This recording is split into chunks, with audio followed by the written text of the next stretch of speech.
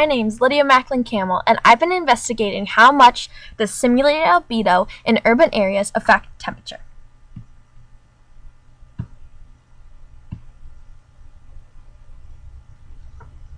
Urban air temperatures are generally higher than rural air temperatures, causing a prevailing heat island effect in urban areas.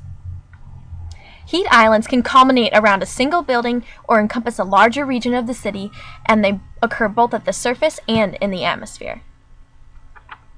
Urban surfaces absorb incoming solar radiation, and depending on the emissivity of the building materials, they have the ability to trap heat within structures as well. Surfaces later emit long-wave radiation, which can be trapped by greenhouse gases or overnight cloud cover, which also continues heating of the urban area. Three variables affect the creation of urban heat islands: surface albedo, evapotranspiration from vegetation, and anthropogenic heating and cooling. The differences in these parameters' preponderance cause the differences between urban and rural temperatures. Methods for studying the urban heat island include aerial imagery, land surface maps, and climate models. However, most studies look at the energy balance within the research area using an energy balance equation. Albedo is most useful when studying urban heat islands because it has the most practical application when modeling on different scales because it is relevant over all surfaces. This table shows snow-free urban albedos in urban areas. Urban albedos range from about 10 to 20%. Average is around 15%, but some cities can exceed that, like North African cities such as Lagos, that have an albedo of 45%. High albedo materials decrease the amount of solar radiation absorbed at the surface and trapped within structures, though high albedo materials work to diminish the urban heat island effect on all levels. When you reduce the amount of absorbed and stored heat energy at the surface, you also reduce the amount of long-wave radiation emitted into the atmosphere. Heightened albedo works to decrease temperatures, which in a city dominated by an urban heat island can decrease the demand for cooling systems and air conditioning use. Air conditioning systems release greenhouse gases, so decreasing their use can decrease these emissions that can trap heat energy in the atmosphere. Roofs have the ability to mitigate the urban heat island effect through their reflective qualities, depending on the material and coating. Dark roof surfaces generally have an albedo of 9%, whereas the most effective white roof coatings can have an albedo of as much as 60%, which has the ability to lower urban temperatures by around 4 degrees Celsius. A study using a global urban climate model averaged that the installation of white roofs over all urban areas would reduce the annual heat island by 33%, by reducing the maximum daily temperatures by 0.6 degrees Celsius and the minimum daily temperatures by 0.3 degrees Celsius. However, white roofs are more effective in the summer months than in the winter months because of more direct sunlight from a higher sun angle.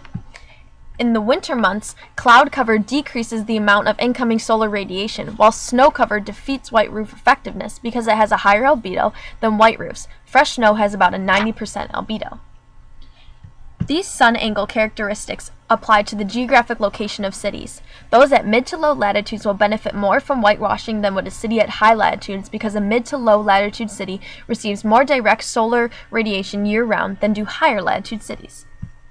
Annual temperatures also define the role of the urban heat island. In warmer climates, like those in the mid to low latitudes, urban heat islands can cause discomfort, especially in the summer months. Demand for anthropogenic cooling increases in these areas. However, white roofs work to mitigate the heating effects of the urban heat island, as well as work to reduce the demand for air conditioning systems. White roofs work to combat urban heat islands, both reflecting solar radiation away and cutting down on air conditioning use, which emits greenhouse gases like ozone-forming particles into the atmosphere. On the other hand, in cooler climates, like those at high latitudes, the heat islands are actually more desirable for comfort reasons. White roofs would actually cause an increase in demand for anthropogenic heating, which would defeat their purpose. However, the gaps in consumer knowledge of solar reflecting materials like white roofs can inhibit their use. The cost of using most white alternatives to dark ones at installation comes at a zero-cost adjustment. White roofs are also cost-effective because they work to cut down fuel costs spent on cooling. If consumers and providers are not aware of these white alternatives and their cost-cutting, energy-saving properties, whitewashing won't be widely practiced. Some suggest labeling products with surface temperature and energy savings adjustments to inform consumers and publicize their practice.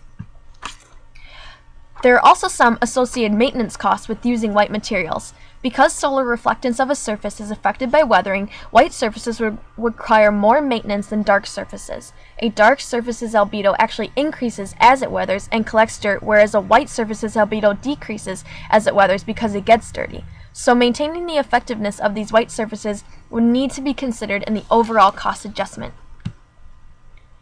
Overall, data, simulations, and calculations indicate that surface albedo can modify near-surface temperatures, leading to the conclusion that white roofs can be effective in mitigating the urban heat island effect. Climate data and simulations have also revealed that white roof application cannot be generalized. Its effectiveness is dependent on geographic location, seasonal variation, and local climate, as well as maintenance issues such as weathering. Because of these factors, cities should be studied climatically as well as on a case-to-case basis before whitewashing applications are implemented. Thank you!